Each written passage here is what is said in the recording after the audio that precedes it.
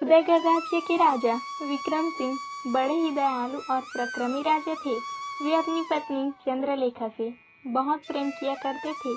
उनकी एक पुत्री थी जिसका नाम राजकुमारी नीलम था। राजकुमारी नीलम बहुत ही सुंदर थी, परंतु वह अंधी थी। राजकुमारी नीलम को शिकार का बहुत शौक था। एक दिन की बात है, राजकुमारी नीलम अपने पिता से बोली, पिताजी, आप तो जानते हैं कि मैं सालों से महल से बाहर नहीं निकली हूँ। मेरा इस महल में दम घुटने लगा है। पिताजी, अगर आपकी आज्ञा हो तो मैं कुछ सिपाहियों और अपनी दासी लता को लेकर जंगल की सैर कराऊं। पुत्री, वो तो ठीक है, परंतु तुम्हें तो दिखाई नहीं देता, तो तुम जंगल जाकर क्या करोगी? पिताजी, माना कि मुझे कुछ दिखाई नहीं देता, परंतु मेरी दासी लता है ना, वह मुझे सारी बातें बता देगी और सैनिक तो साथ में होंगे ही शिकार के लिए। मुझे ऐसा लगेगा कि सब कुछ मैं अपनी आंखों से देख रही हूँ। कृपया करके मुझे जाने की अनुमति दे दीजिए। महाराज ने नीलम को अनुमति दे दी। फिर दासी लता को बुलाकर कहा, देखो दासी लता, राजकुमारी का बहुत ख्याल रखना। जी महाराज, आप बिल्कुल भी फिक्र न करें, मैं राजकुमारी जी का बहुत ख्याल रखूं। इसके बाद राजकुमारी अपनी दासी और कुछ सैनिकों को लेकर जंगल की सैर के लिए निकल पड़ी। राजकुमारी आगे बढ़ती जाती और दासी लता उन्हें हर चीज बताती, पहाड़ियों के बारे में, पेड़ों के बारे में और जानवरों के बारे में। दासी लता ने राजकुमारी को सब कुछ बताया। फिर शाम हो गई तो दासी बोली, कुमारी जी, अब शाम होने लगी है, मुझे लगता है कि अब हमें महल की तरफ लौटना चाहिए। फिर वे लोग महल की तरफ वापस आने लगे। रास्ते में राजकुमारी जी को प्यास लगने लगी। सामने एक तालाब देखकर दासी बोली, देखिए राजकुमारी जी, सामने एक तालाब है, चलिए आप वहाँ से पानी पी लीजिए। राजकुमारी उस तालाब से पानी पीने लगी। वहीं सामने मोहन नाम का एक चरवाहा तालाब के किनारे अपनी गायों को चरा रहा था। राजकुमारी ने जैसे ही गायों की आवाज सुनी, वह दासी लता से बोली, लता, यह मधुर गायों की आवाज कहाँ से आ रही है? कुमारी जी, नदी के उस किनारे पर कोई युवक अपनी गायों को चरा रहा है। लता, क्या तुम मुझे उससे मिलवा सकती हो? क्षमा करिए राजकुमारी जी, शाम होने को आई है, हमें वापस महल लौटना चाहिए। जब मोहन ने राजकुमारी की आवाज सुनी तो वह राजकुमारी को देखता ही रह गया, क्योंकि आज तक मोहन ने केवल राजकुमारी की सुंदरता की तारीफ सुनी थी। और मोहन अपने घर आ गया। मोहन अपनी माँ से बोला, पता है माँ, मैंने आज राजकुमारी को देखा। मैंने सुना था कि राजकुमारी बहुत सुंदर है, पर मैंने अपनी आँखों से देखा, राजकुमारी सचमुच बहुत सुंदर है। मैंने भी सुना है कि राजकुमारी नीलम बहुत ही सुंदर है। उनकी सुंदरता के चर्चे तो आसपास के सभी राज्यों में भी है। तरह कुछ समय बीत गया, परंतु मोहन राजकुमारी नीलम को भुला नहीं पा रहा था। वह हमेशा राजकुमारी नीलम की यादों में खोया रहता था। एक दिन मोहन की माँ मोहन से बोली, बेटा मोहन, हम गरीब हैं, हमारी पहुँच राजकुमारी तक कभी नहीं हो सकती।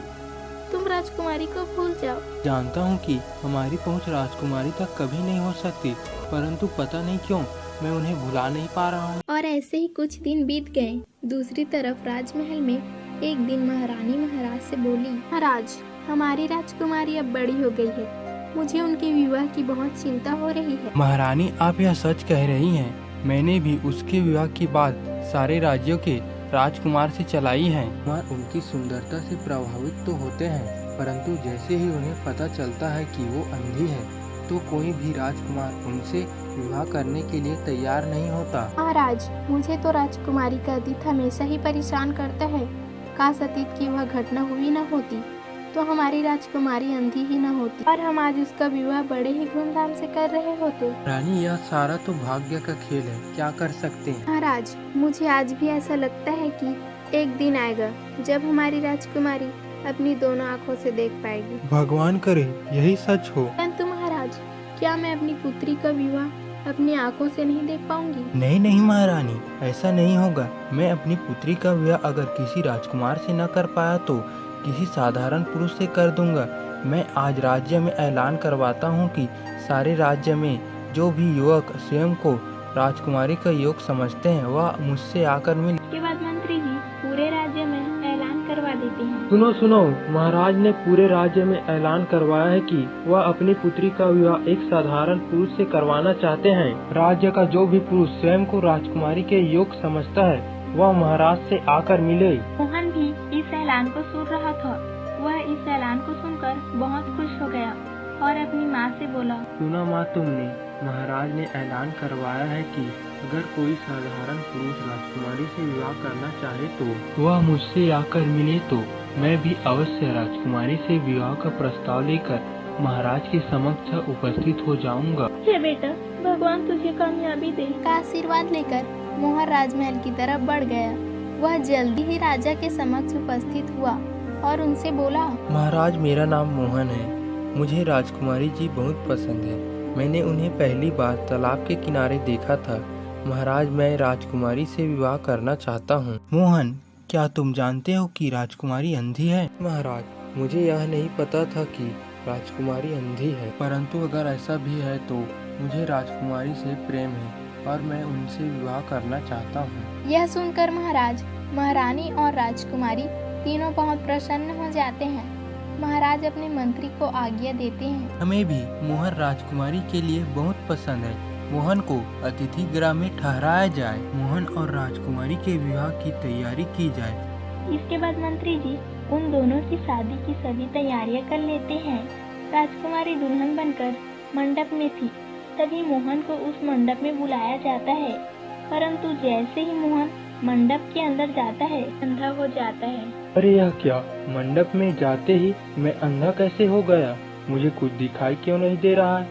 महाराज, महारानी, आखिर यह क्यों हो गया? महारानी ने महाराज की तरफ देखा और उनसे कहा, महाराज मैं आपसे कह रही थी ना कि हमारी पुत्री का विवाह इतनी आसानी से नहीं हो पाएगा। महाराज अब समय आ गया है, हमें मोहन को सारी सच्चाई बता देनी चाहिए। जी महारानी, मोहन मंडप से फौरन ही बाहर निकल जाओ और बाहर निकलते ही तुम्हारी आंखें वापस आ जाएगी। मोहन को महाराज की बात सुनकर हैरानी हुई, परंतु वह तुरंत ही मंडप से बाहर निकल गया। मंडप से बाहर आते ही मोहन की आंखें लौट आई।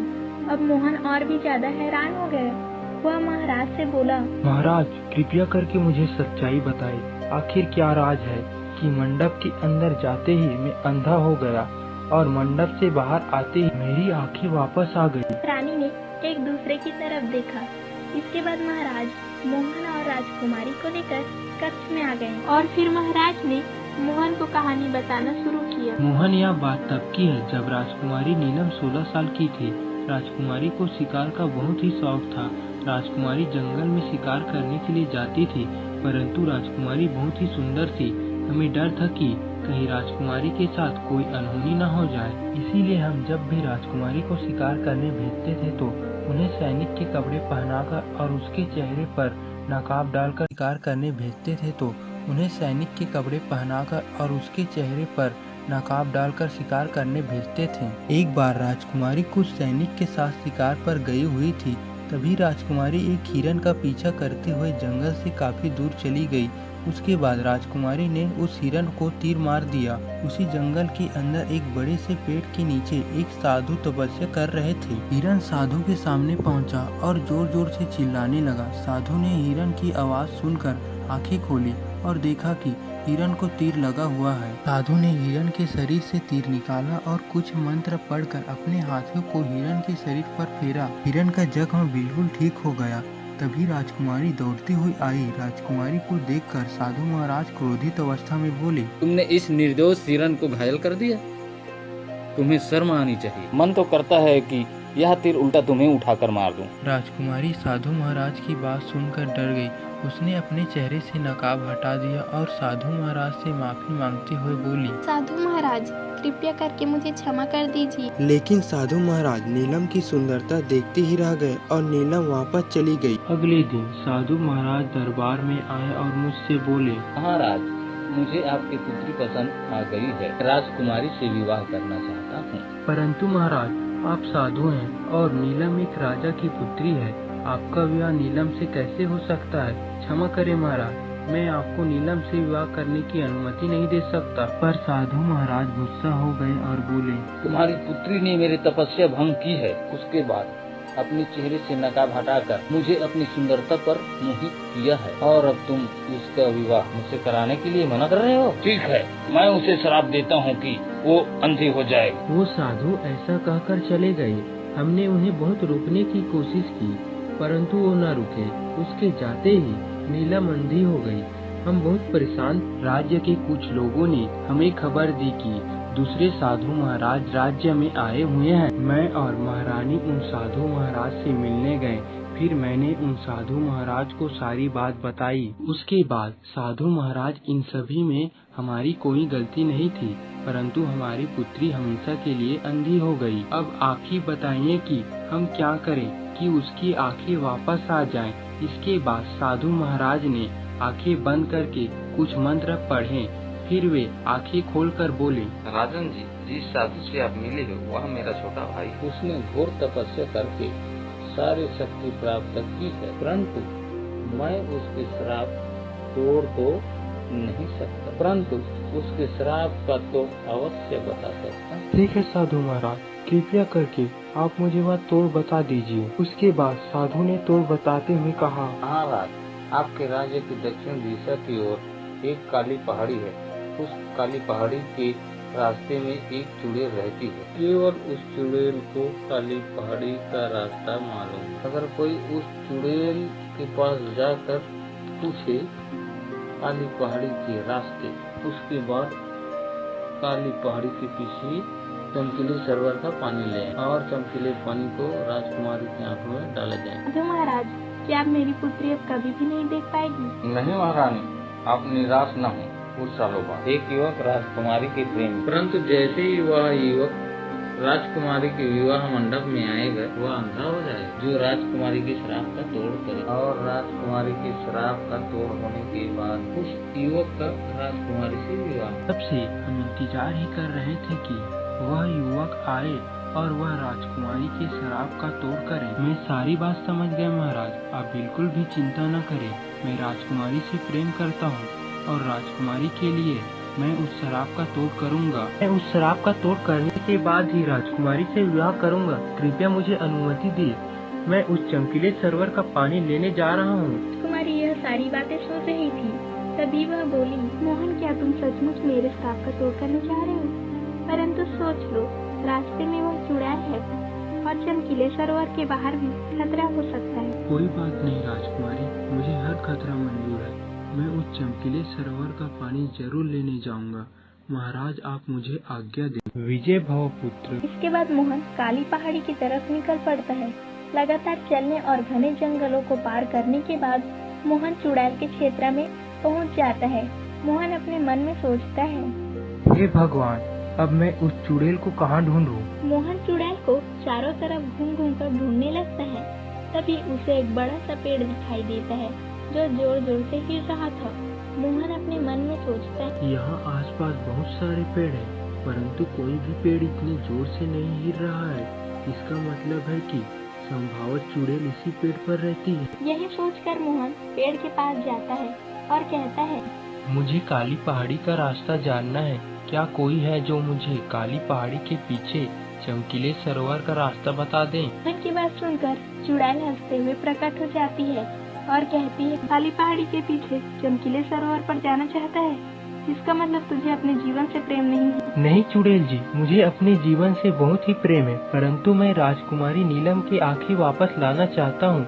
इसीलिए मेरा चमकीले सरोवर से पानी लाना आवश्यक है।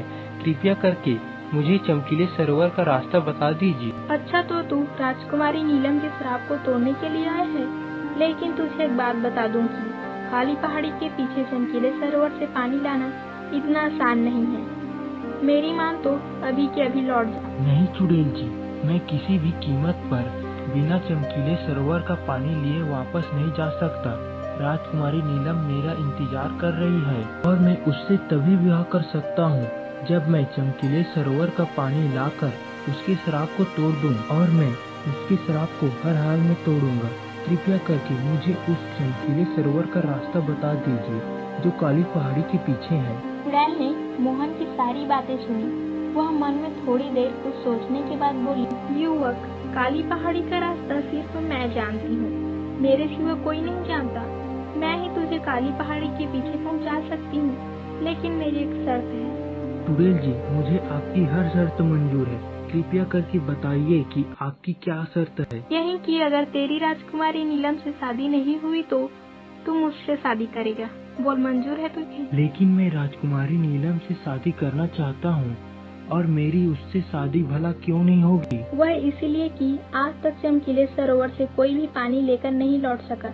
अगर तू भी चमकीले सरोवर के किनारे गया और वहाँ से पानी लाने के प्रयास में तेरी मृत्यु हो गई तो तुझे मुझसे शादी करनी होगी। मरने के बाद तेरी आत्मा की मालकिन मैं रहूंगी, केवल मैं। क्या तुझे यह शर्त मंजूर है? ठीक है चुड़ैल जी, मुझे आपकी यह शर्त मंजूर है। अगर ऐसा है तो ठीक है, मैं तुझे काली पहाड़ी के पीछे पहुंचा देती हूँ। चल मेरा हाथ पकड़। इसके बाद मोहन ने उस चुड़ैल का हाथ पकड़ लिया। चुड़ैल हवा में उड़ते हुए काली पहाड़ी की तरफ निकल पड़ी। काफी देर हवा में उड़ने के बाद चुड़ैल काली पहाड़ी के पास पहुँच गई। उसके बाद नीचे आकर चुड़ैल मोहन से बोली, यह रही काली पहाड़ी। यहाँ से थोड़ी दूर आगे जाने पर तुझे वहाँ चमकीले सरोवर दूर से चमकता हुआ दिखाई देगा। मेरी सीमा यहीं तक है, मैं इसके आगे नहीं जा सकती हूँ। अब तुझे यहाँ से आगे स्वयं ही जाना होगा। अच्छा मैं चलता। अब मोहन काली पहाड़ी से आगे बढ़ने लगा। थोड़ी दूर चलने के बाद उसे एक तालाब दिखाई दिया। वह तालाब दूर से ही बहुत चमक रहा था। तब मोहन अपने मन में बोला, अच्छा तो यह है चमकीला सरोवर। अब मैं जल्दी से चमकीले सरोवर के पास जाता हूँ और उसमें से पानी ले आता हूँ। मुझे यह जल्दी करना चाहिए, आखिर राजकुमारी नीलम मेरा इंतजार कर रही है। ये सोचकर मोहन तालाब की तरफ आगे बढ़ने लगता है। तालाब के पास जाकर जैसे ही वह अपनी जेब से एक बोतल निकालकर पानी भरने की कोशिश करता है, उसे तेज बिजली का झटका लगता है और वह दूर जाकर गिर जाता है। तभी उस तालाब में से एक जलपरी प्रकट होती है, जिसका आधा शरीर इंसान का और आधा शरीर मछली का था। जलपरी मोहन से कहती है, यह तालाब मेरा है, मेरी अनुमति के बिना यहाँ से कोई भी पानी नहीं ले जा सकता। मुझे माफ करना जलपरी जी, मेरा नाम मोहन है। मुझे नहीं पता था कि यह तालाब आपका है और इस तालाब से पानी ले जाने के लिए मुझे आपसे अनुमति लेनी होगी। लेकिन अब मैं जान चुका हूँ, तो कृपया करके मुझे इस चमकीले सरोवर से पानी ले जाने की अनुमति दीजिए, ताकि मैं राजकुमारी नीलम का श्राप तोड़कर उससे विवाह कर सकूं। मोहन, अगर तुम इस चमकीले सरोवर से पानी ले जाना चाहते हो तो तुम्हें मेरे 3 प्रश्नों का सही सही उत्तर देना होगा। पर याद रखो, अगर तुमने उन तीनों प्रश्नों में से एक भी प्रश्न का उत्तर गलत दिया तो तुम इस जंगल से कभी भी बाहर नहीं निकल पाओगे। जलपरी जी, मुझे आपकी शर्त मंजूर है। मैं यहाँ से बिना चमकीले सरोवर का पानी लिए वापस नहीं जा सकता।